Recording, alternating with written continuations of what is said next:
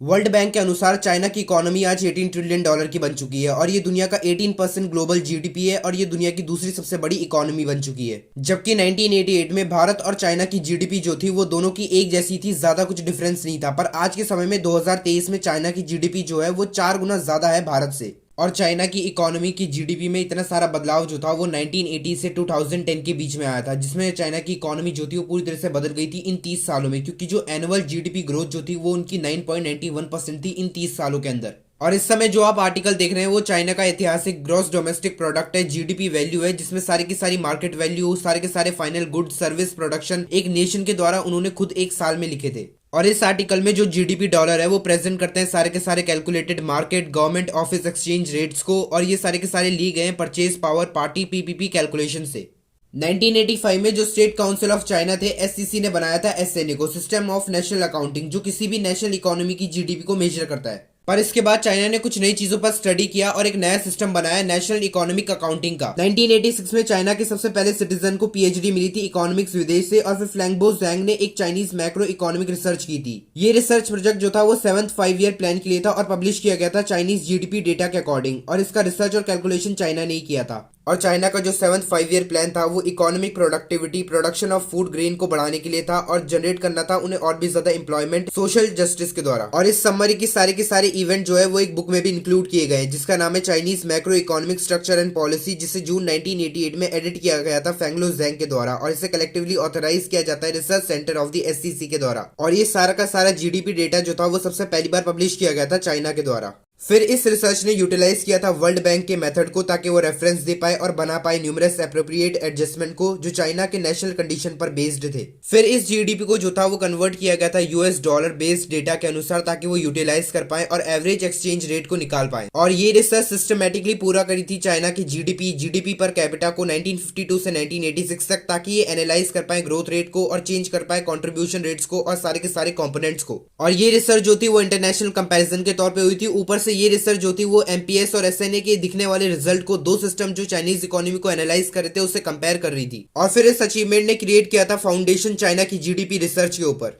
SCC को issue हो गया था notice implementation of system of national accounting के ऊपर अगस्त 1992 में, और फिर वेस्टर्न एसएनए सिस्टम ऑफिशियल ने चाइना को इंट्रोड्यूस कराया था और इसे रिप्लेस कर दिया गया था सोवियत यूनियन के एमपीएस सिस्टम के द्वारा। और फिर वेस्टर्न इकोनॉमिक इंडिकेटर जीडीपी जो था वो चाइना का एक बहुत ही इंपॉर्टेंट इकोनॉमिक इंडिकेटर बन गया। डॉक्टर फेंगबो जैंग की रिसर्च पर बेस्ड 1997 में the national bureau statistics of China NBS ने कोलैबोरेशन किया था हिटोसुबाशी यूनिवर्सिटी ऑफ जापान के साथ, और उन्होंने दोबारा से कैलकुलेट किया था चाइना की जीडीपी के डेटा को 1952 से 1995 तक एसएनए के प्रिंसिपल पर। 2016 में 2008 एसएनए को पूरी तरह से काम पर लाया गया था। इस समय के दौरान कई सारा डेटा जो था उसे एडजस्टमेंट के लिए दिया गया था, जैसे कि waiting factor undergoing significant changes किए गए थे उसके अंदर, और एक साल का कंपेरेबल प्राइस अमेंडमेंट्स को भी। और ये सारा स्टैटिकल मेथड जो था वो सिग्निफिकेंट चेंजेस में रिजल्ट आया था सब्सटेंशियल डेविएशन में। यहाँ तक कि आज की साइंस और टेक्नोलॉजी जितनी आज एडवांस है, उतने ही सिंगल आइटम के सर्वे के लिए अलाउ किया गया था कि कम से कम 3% या तो टोटल 6% डेविएशन है। 1980 में बहुत ही सिंपल थियोरी निकली थी, एक एक्सट्रीम डिफिकल्ट कंडीशन, एक डिस्ट्रॉयड इकोनॉमी, ब्लैंक थियोरी और कई सारे डेटा की कमी। और यहाँ पर बहुत ही थोड़ा सा डेविएशन था इतने लंबे समय के लिए, और कॉम्प्रिहेंसिव नेशनल इकोनॉमी इंडिकेटर जो था। और ये सब इंडिकेट करती है कि जो फ्लैंगबो जैंग के द्वारा रिसर्च कंडक्ट की गई थी उसे सपोर्ट मिला था बहुत ही एक्सटेंसिव ग्रुप से, और उन्हें बहुत ही कठोर समय के लिए ट्रेन किया गया था और उनका निशाना बहुत ही सटीक था।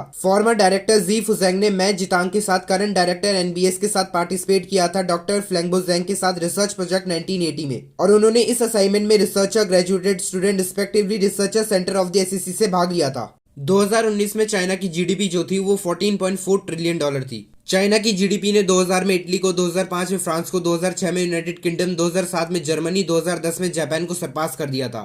और 2018 में वह यूरोजोन से भी बाहर निकल गई थी और इस दुनिया की तीसरी सबसे बड़ी इकोनॉमी बन गई थी यूरोपियन यूनियन और अमेरिका के बाद। पर वहीं पे परचेजिंग पावर पार्टी पीपीपी का मानना है कि चाइना जो था वो 1999 में ही इस दुनिया की दूसरी सबसे बड़ी इकोनॉमी बन गया था जापान को सरपास करके, और 2014 में ही इस दुनिया की सबसे बड़ी इकोनॉमी बन चुका है अमेरिका को सरपास करके। 1980 से 2010 तक चाइना की एवरेज एनुअल जीडीपी ग्रोथ जो थी वो 9.91% थी, और फिर 1984 में 15.2% का एक हिस्टोरिकल हाई रिकॉर्ड इसने पकड़ा था, और 1990 में ये 3.8% से घट गई थी।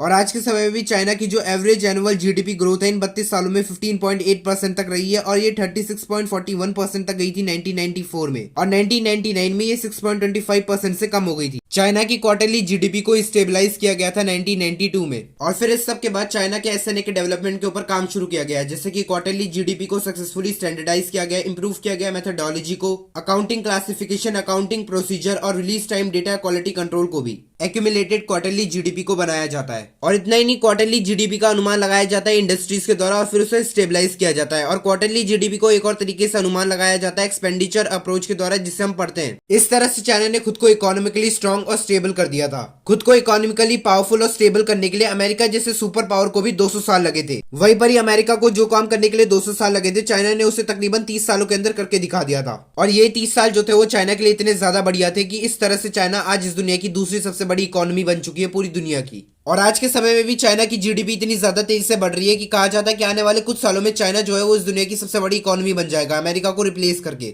पर यह बात सच है कि चाइना का टाइम जो था वो 1980 से 2010 के बीच में बहुत ही बढ़िया था और उसकी इकोनॉमी इस समय में बहुत ही ज्यादा तेजी से बढ़ी थी और अभी भी बहुत ज्यादा तेजी से बढ़ रही है। पर अभी तक चाइना जो है वो इस दुनिया की सबसे बड़ी इकोनॉमी नहीं बना है और अभी भी हम कुछ भी नहीं कह सकते कि चाइना इस दुनिया की सबसे बड़ी इकोनॉमी बनेगा कि नहीं, क्योंकि 1980 से 2010 का समय जो था वो चाइना के लिए बहुत ही अलग था और आज का समय चाइना के लिए बहुत ही अलग है, जहां पर पॉवर्टी रेट जो है वो चाइना में आज दिन भर दिन बढ़ता जा रहा है और ये उसकी इकोनॉमी पर असर डाल रहा है। इसलिए